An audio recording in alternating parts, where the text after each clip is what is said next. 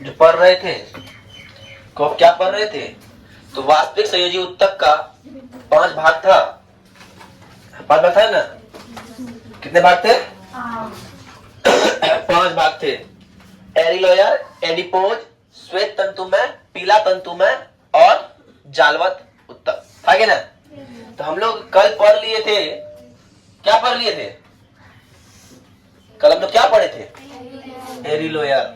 उसमें जो विभिन्न कोशिकाएं थी, विभिन्न तंतु उनके बारे में पढ़ चुके थे। आज लोग पढ़ना है किस उत्तक के बारे में? एडिपोज उत्तक के बारे में।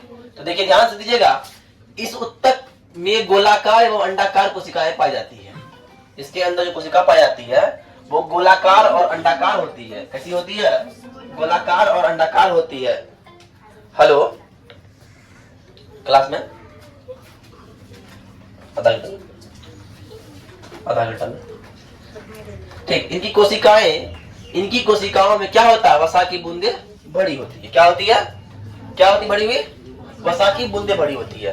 और यह उत्तक के त्वचा के नीचे चर्बी के रूप में पाया जाता है। मतलब ये कि जिस व्यक्ति के शरीर में मोटापा आ गया है, तो मतलब भैया चर्बी के नीचे कौन उत्तक भरा हुआ है? तो एडिपोज उत्तक भरा हुआ है ना? कौन उत्तक भरा हुआ है? एडिपोज उत्तक। ऐसा काम क्या है? यह उत्तक संचित भोज्य पदार्थ का कार्य करता है। भोज्य पदार्थ को संचित करने का कार्य करता है, जिसका उपयोग आवश्यकता के समय होता है। जब उसका आवश्यकता पड़ती है ना, जिस कोशिका को चाहिए भोजन, उसको ही भोजन दे देता है। ठीक है। अब बाहरी चोटों से अंगों की रक्षा करता है। देखिए होगी, जो आदमी का शरीर में चर्बी बेसी होता है ना, चर्बी होगा बेसी, तो उसका अंदर तक चोट नहीं जाएगा। ऊपरे में चोट रहेगा, लाल ताल हो जाएगा मंजूर है, लेकिन अंदर तक चोट नहीं जाएगा। लेकिन जो हड्डी तड्डी वाला लोग होता है, पतला दुबला होता है, उसका अंदर ही चोट अटैक कर लेगा। फॉर एग्जाम्पल के लिए यहाँ होता है किडनी, इस जगह कोई मार दिया, यहाँ पे किडनी में चोट पहुंच जाएगा अंदर। उसकी रक्षा करता है कौन? एडिपोज, है ना। यह उत्तक अधिक मात्रा में संचित हो जाए, अगर यह उत्तक अधिक मात्रा में बढ़ जाए तो व्यक्ति को क्या हो जाएगा? मोटापा हो जाएगा। क्या हो जाएगा?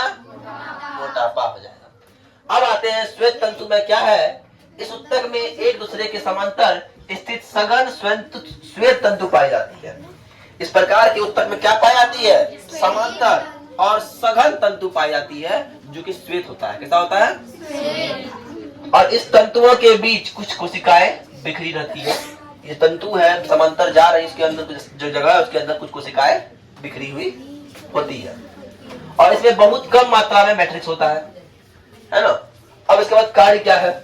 यह टेंडल का निर्माण करता है। टेंडल का काम क्या है? मांसपेशियों को मांस से जोड़ना और मांसपेशियों को हड्डी से जोड़ना काम करता है कौन? और लिगामेंट का काम क्या होता है? हड्डी को हड्डी से जोड़ना। ये बहुत इंपॉर्टेंट चीज है, टेंडल और लिगामेंट। ध्यान दीजिएगा, टेंडल क्या होता है, लिगामेंट क्या था, क्वेश्चन नंबर 12 पूछा गया है। ठीक है, चलिए अब आते हैं पीला तंतु की बात करते हैं। इस उत्तक के तंतु एरिलोयर उत्तक के पीले तंतु से ज्यादा मोटा होता है।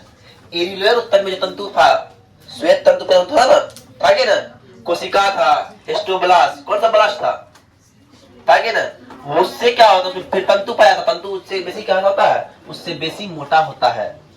इसमें मैट्रिक्स कम होती है और इसका लिगामेंट क्या करता है? लिगामेंट का निर्माण होता है और जो हड्डी को हड्डी से जोड़ने का काम करता है कौन? लिगामेंट। अब अंतिम है जालवत। आज मेरा वास्तविक संयोजी उत्तक खत्म हो जाएगा। अंतिम क्या है? जालवत। ये उत्तक में तारा जैसी कोशिका होती है, तारा जैसी संरचना वाली कोशिकाएं पाई जाती है। किस उत्तक में? जालवत। इसकी कोशिकाओं से प्रोटोप्लाज्म के कई प्रवर्धन निकलते होते हैं, जो कि मैट्रिक्स जैसी जाल का निर्माण करता है। किसका निर्माण करता है? मैट्रिक्स जैसी जाल का निर्माण करता है। और ऐसे उत्तक कहाँ पाए जाते हैं? तो प्लीहा, यकृत और अस्थि मज्जा में पाए जाते हैं। आज मेरा जो हम पढ़ा रहे हैं जंतु उत्तक में संयोजी उत्तक और संयोजी उत्तक का वास्तव संयोजी उत्तक खत्म हो गया। कल हम लोग पढ़ाएंगे कंकाल उत्तक और तरल संयोजी उत्तक। क्या पढ़ाएंगे? कंकाल उत्तक और तरल संयोजी उत्तक कल पढ़ाएंगे नेक्स्ट क्लास में। कोई दिक्कत? धन्यवाद।